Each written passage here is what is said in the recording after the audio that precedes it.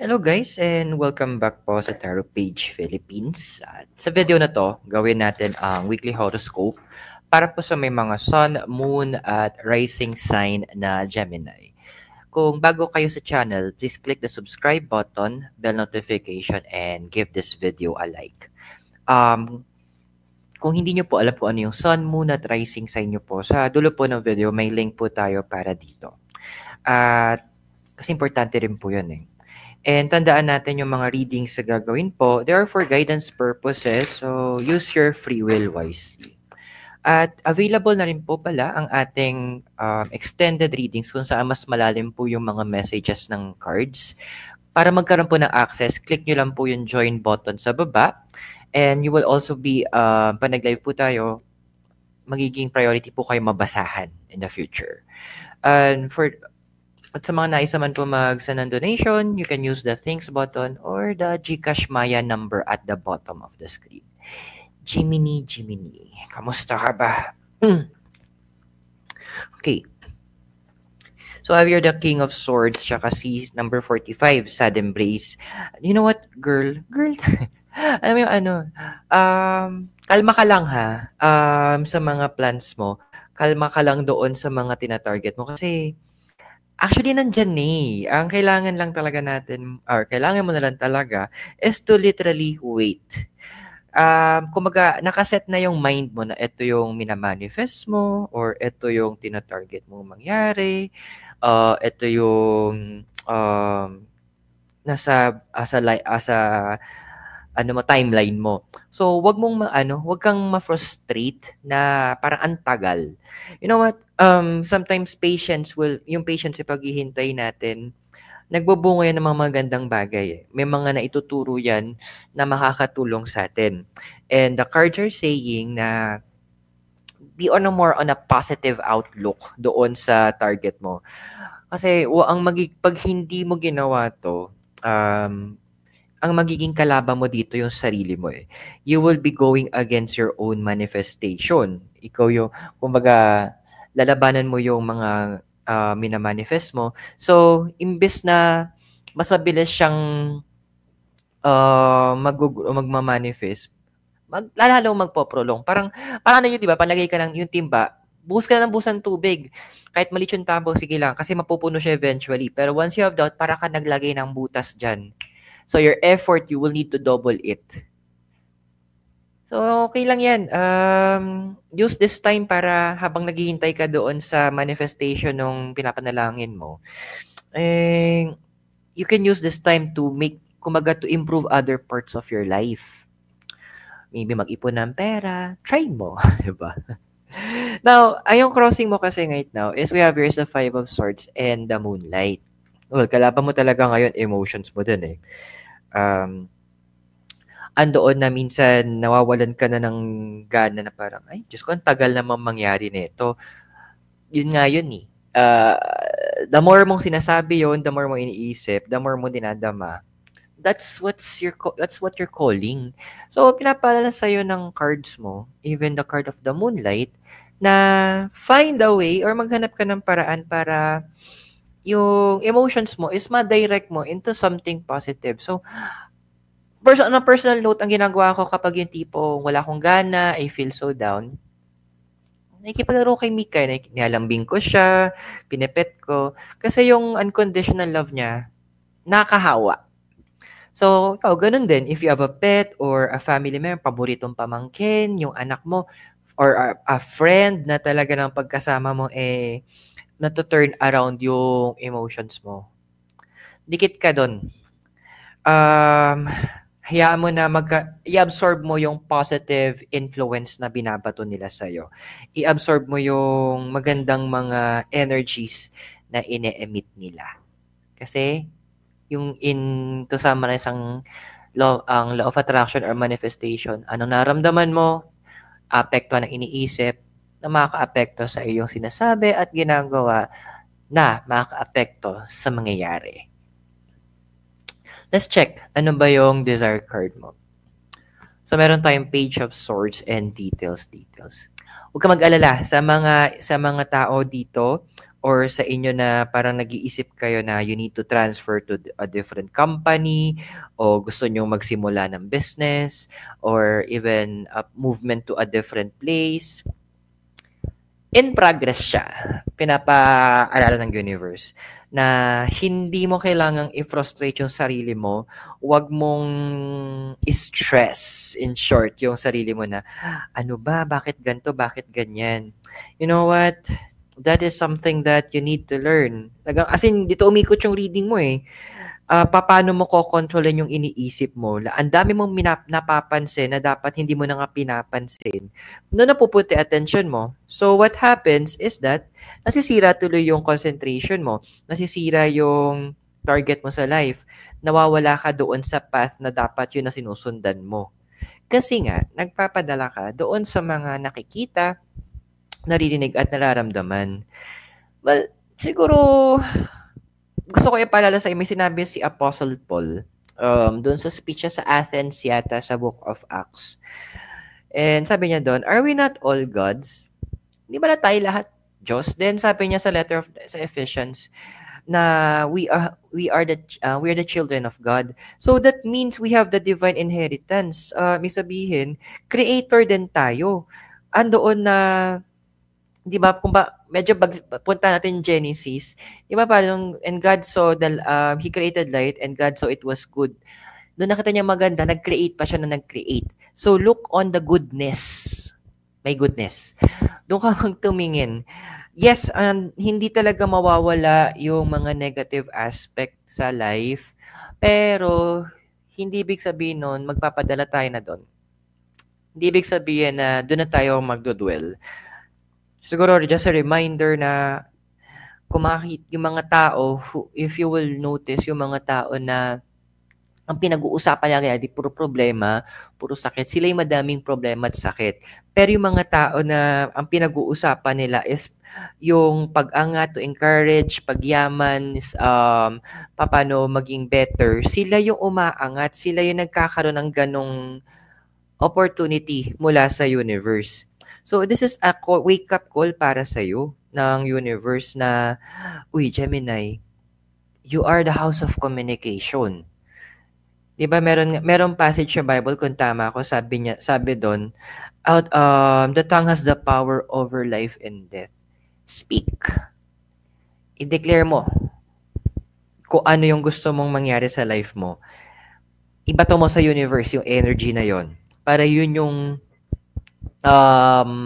ma-receive mo. Tigil-tigilan na natin kakasabi, ang malas ko naman dito, hindi maganda tong lugar na to, ang pangit-pangit no. The more you say it, the more mong kinukuha sa buhay mo yan. Learn how to have a shift. Paano make a decision na baguhin mo yung the way mong tignan. Have that attitude of gratitude. Yung foundation mo, we have here sa Three of Cups and the Bone Collector. Si Bone Collector is about, it's about, di ba yun yung pinaka-structure ng katawan natin. Doon tayo nabubuo, yun yung tayo. It's our well-being. Ngayon, kung hahayaan mo na magka-osteoporosis yung buhay mo by absorbing yung mga negativity, ay magbumuha kang jellyfish talaga. Binigyan na sa'yo yung capacity.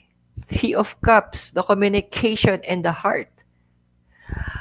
The power is with you. Kailangan mo lang, kumbaga parang genie lang to. Nasa sa'yo na. Ano yung wish mo? Ano yung gusto mo? Ano yung minamanifest mo? Ano yung desire ng heart mo?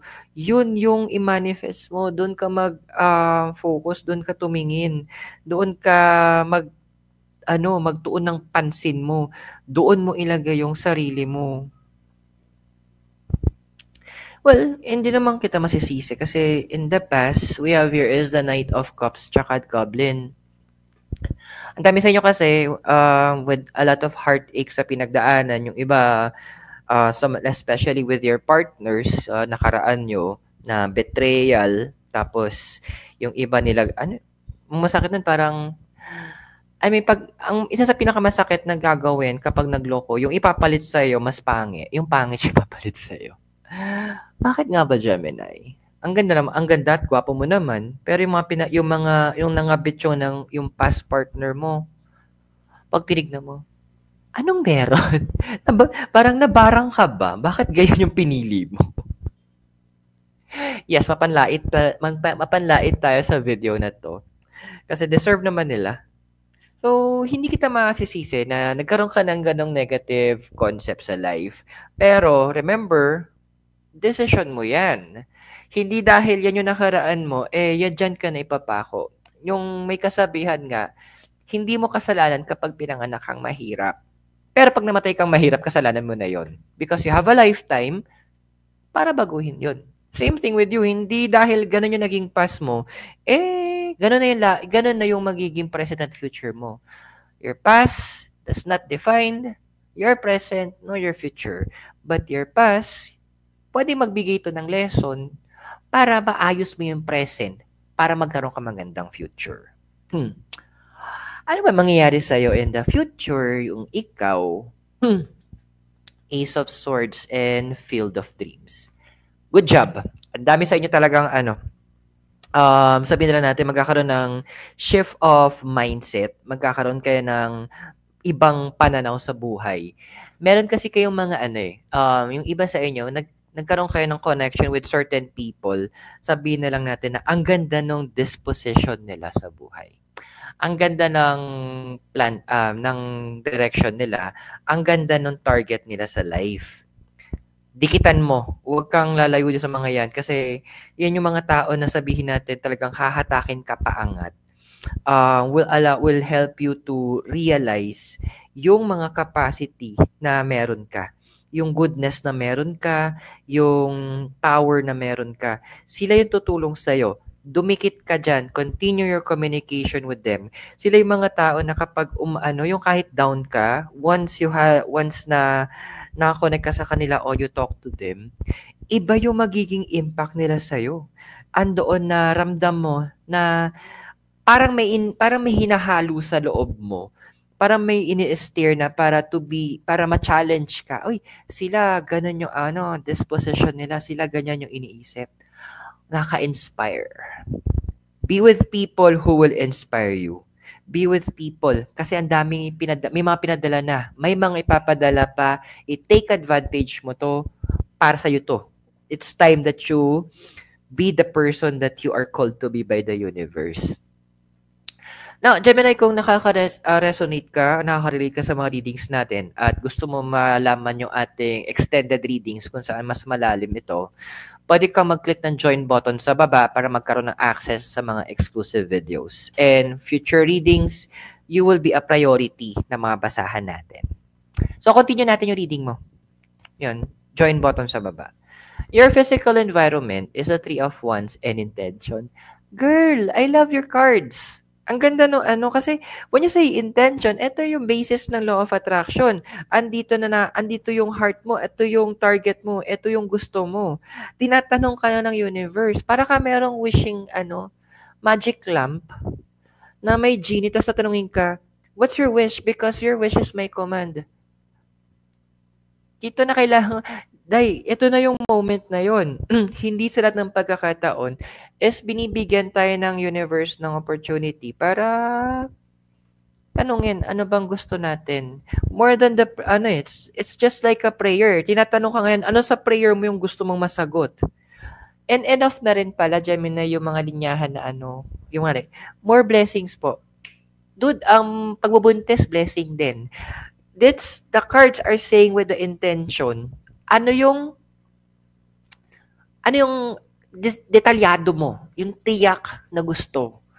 Parang di ba pag may naliligaw, ano ba intention mo? Maganda po. Magandang manloko, magandang mag-inarte. Anong klaseng maganda? We need a clear one. Yung klarong sagot. Kung ikaw gusto mo talaga, pag may tinanong ka, gusto mo maayos yung sagot, ay, ganun din naman ang universe, ma'am. Huwag nating parang isipin na, alam na ng universe yun. Yes, the universe know kung ano yung intention mo, pero nakadepend kasi yung manifestation nun doon sa babanggitin mong eksaktong detalye. Your emotional environment is the High Priestess and Gentle Gardener. Well, ang dami mo na rin naman ng tinanggal sa life mo na mga gawain, hindi sa tao gawain na, mga belief system na alam mong hindi namang nagwo-work para sa'yo. Tuloy mo. Sabi ko nga doon sa isang kaibigan ko hindi na nag-work dati. Ay, nag-work siya dati, tapos ngayon hindi siya nag-work. So, kahit pa ulit-ulit mo siyang gawin, hindi naman ibig sabihin gagana yan. Kung dati, gumana, yung approach mong yun, then good. Pero kung hindi na gumagana, it's time either to let go of that, paniniwala, gawain, o i-enhance mo, i-improve mo, i-make it better, make it more powerful. Di ba parang sa I'm a best example. Para sa computer, parang pag mababa yung tatawag na RAM, pag 4 lang yung RAM, okay pa siya. Pero mamaya parang naglalag. So, I have two options. Bili akong bago o upgrade ko yung computer ko. So, ganun din sa'yo. You have the capacity right now. The High Priestess is advising you. This is about intuition. Alam mo, makinig ka rin sa mga kutob mo, ha? Kasi ilang beses mo na yung may mga anday mo ng linya at sinasabi mo, sabi na nga ba, dapat ganito, dapat ganyan.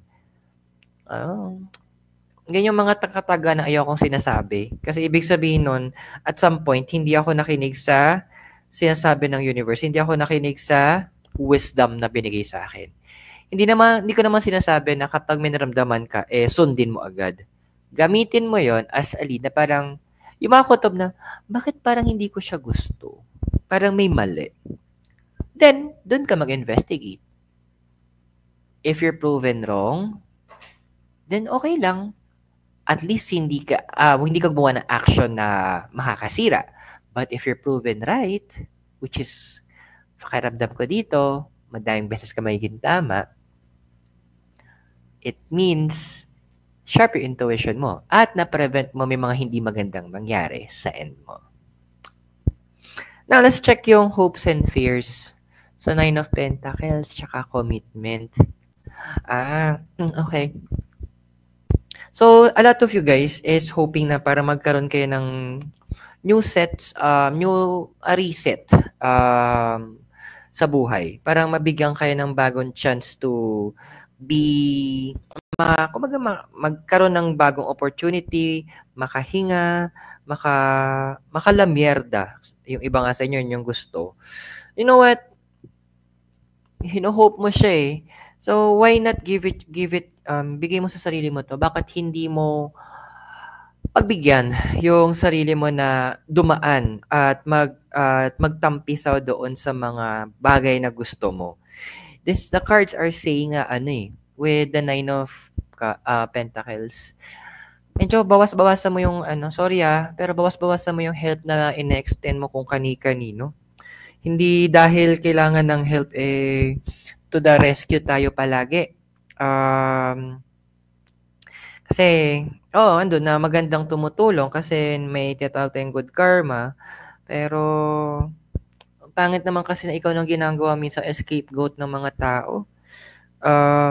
Parang, dyan naman si Gemini, siya sa kanya ko humingin tulong, di naman niya ako matitiis. Yung imbis na gumagawa silang paraan para maayos nila yung mga consequences ng mga pinaggagawa nila.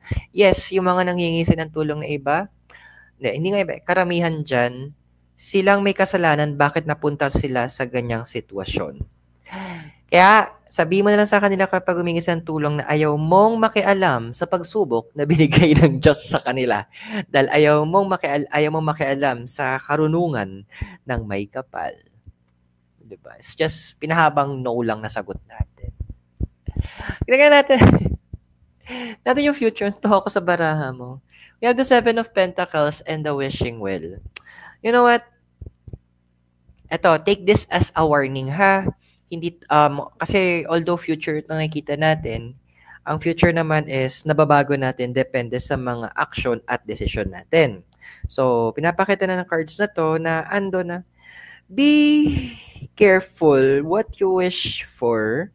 Be careful sa mga sinasabi mo. Actually, be careful kung kanino ka magkukwento ng mga plans mo. Kasi may tinatawag tayong evil eye. Yung mga mahilig mambate. And medyo iiwasan kasi natin sila eh. Medyo andun tayo sa punto na hindi natin gusto makihalubilo sa kanila. Kasi nangahatak to ng pababa. So, gamitin mo yung intuition na meron ka. And you will know kung sino tong mga dapat mong medyo boundary tayo ng very light. And mga ano sila eh. Siguro pwede silang tawagin na parang energy vampires. Sisip-sipin nila yung mga yung mga good energies mo, even your good karma. So, yun yung mga nasa paligid na darating din sa'yo besides yung mga tao. So, kasi paghahaluin yan, dito mo matitest kasi or dito mo mas mahasa yung kutob mo. Yun yung intention ng universe para sa'yo. Hindi para pahirapan ka, hindi para tulungan ka mag-develop nung intuition mo. Because sabi ng deity mo na si Neptune, dreams, illusion, and a wish to flow. Ready ka na talaga, Gemini, na baguhin yung life mo. You're so ready to make things happen. You're so prepared.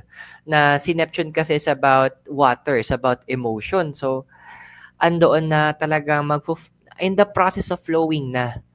Kumaga sa dam, medyo may inaangat lang natin ng konti yung water level para isang bagsak, boom, magpo-flow na lang bigla lahat. And the fun ng masaya dito, Gemini, pa nag-flow tong mga bagay na to, tuloy-tuloy na to. Wait lang daw, sabi ng universe, because yung wish mo is my command. So I hope nakatulong yung reading sa'yo. At tandaan, the readings, they are for guidance purposes. May free will ka, use it wisely. Kung bago kayo sa channel, please click the subscribe button, bell notification, and give this video a like. At kung nais po malaman ng ating extended readings, we have the cards right here now. I-click nyo lang po yung join button sa baba para magkaroon ka ng access sa exclusive videos natin. For spellworks and private reading, message nyo ako sa Facebook page ko. Link is in the description below. Donations can be sent via the thanks button and GCash Maya number bottom of the screen. Gemini, maraming salamat sa iyo. God bless, namaste, Hare Krishna, blessed be. At naway magkita tayo next time. Mula po sa La Trinidad Benguet, kasama po ang Mikay Noodles. Keep safe and kita tayo sa extended readings. Bye!